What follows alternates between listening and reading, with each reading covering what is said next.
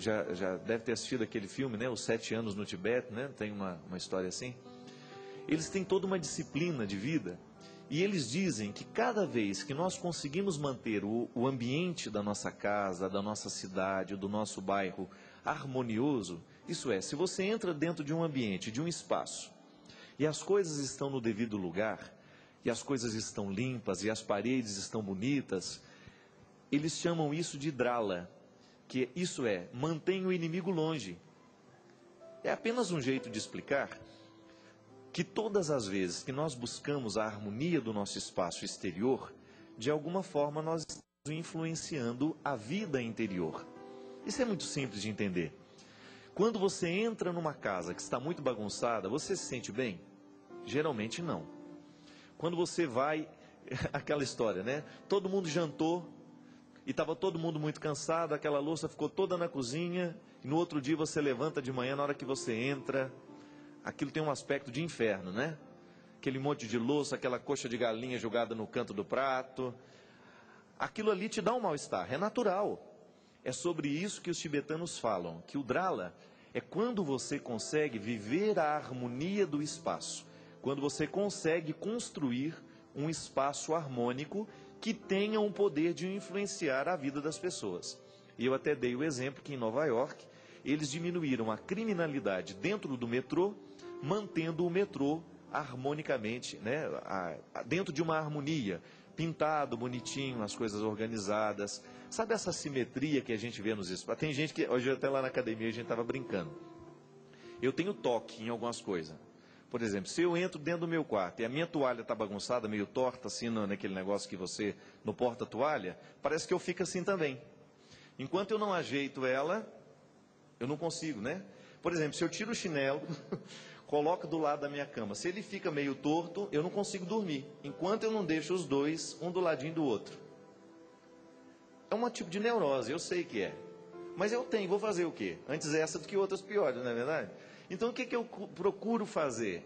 Eu busco manter o meu espaço organizado para que eu me sinta bem dentro do espaço. Eu tenho certeza que neste momento um monte de gente que está assistindo o programa está falando, eu sou assim também.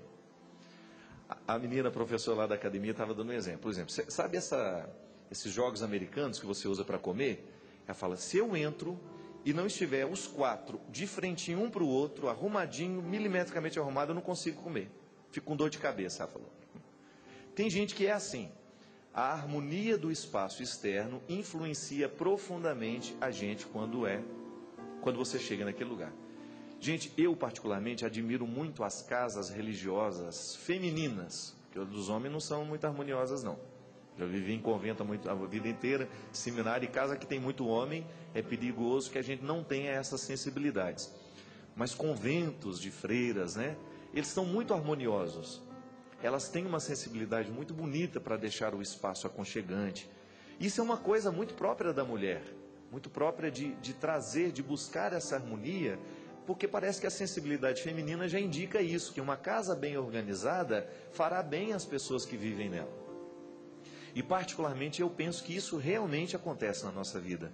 Quando nós nos esmeramos por criar um espaço organizado, até mesmo no seu local de trabalho. Pode observar, se você chega no seu local de trabalho e sua mesa tem muita coisa em cima, enquanto você não coloca essas coisas em ordem, você não começa a trabalhar com qualidade, não é verdade? É assim, minha gente, isso é drala, é você atrair a energia positiva, digamos assim, né, usando um termo mais holístico, e você afastar tudo aquilo que possa ser dispersão para você. Por isso que os tibetanos usam essa expressão, e ela significa isso, além do inimigo, isso é, você criou um espaço que ficou além de tudo aquilo que poderia ser um inimigo para você naquele momento. Então, digamos que você vai entrar no seu quarto para dormir. Os especialistas em sono nos falam isso. Quanto mais limpo é o ambiente, maior será a facilidade que nós teremos de dormir. Quanto mais harmônico, até mesmo as cores que a gente coloca no quarto para a gente dormir, né? Tudo isso tem que ser pensado para que você crie um espaço para você distrair. Por exemplo, quando eu morava lá no convento, que agora eu mudei, eu tenho o meu escritório separado.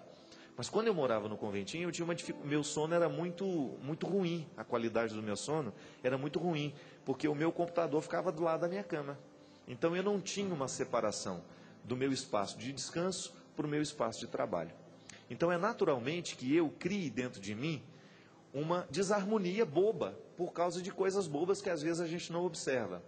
Então muitas vezes a gente está cansado, estressado, e nós dizemos que a gente trabalha demais. Pode ser que a gente até esteja trabalhando demais, mas pode ser que o nosso espaço de trabalho esteja desorganizado demais.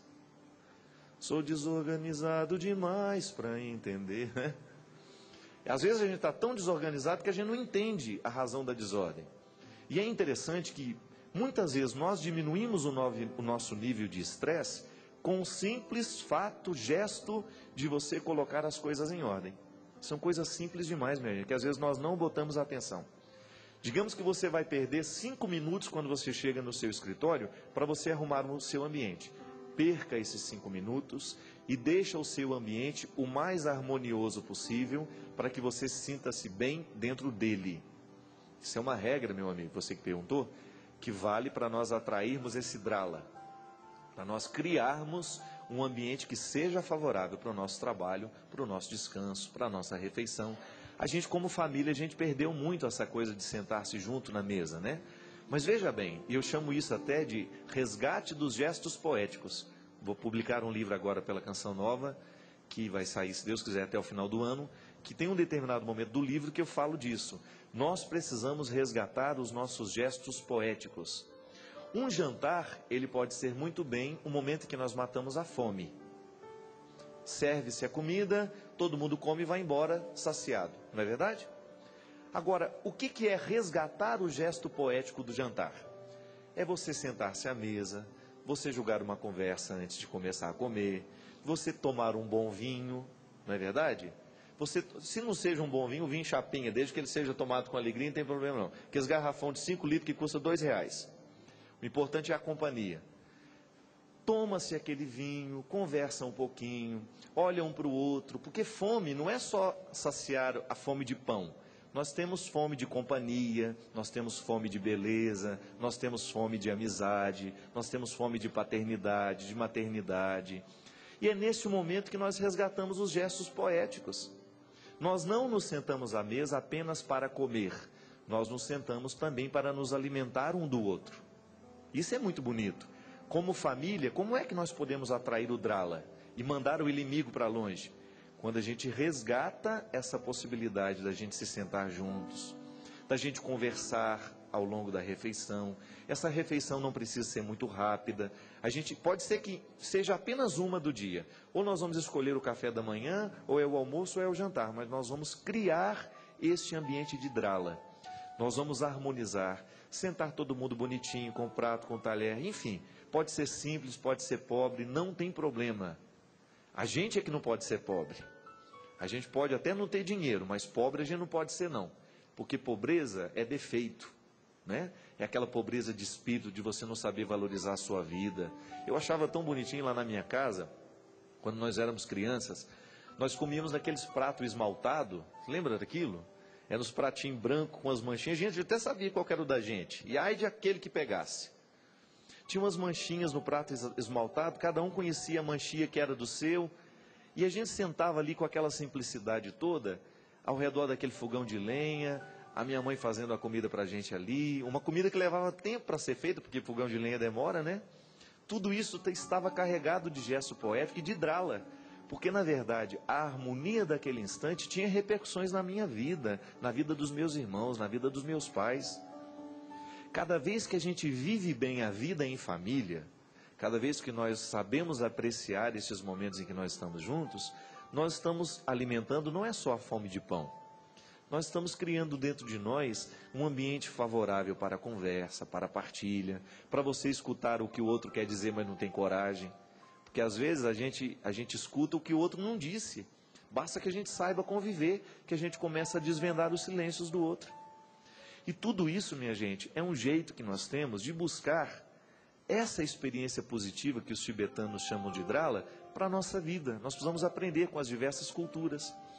E às vezes o nosso jantar, o nosso almoço, o nosso café da manhã, ele é apenas o cumprimento de uma obrigação. A gente não fez com prazer e a gente não descobriu um pouquinho mais do que ele poderia significar para nós.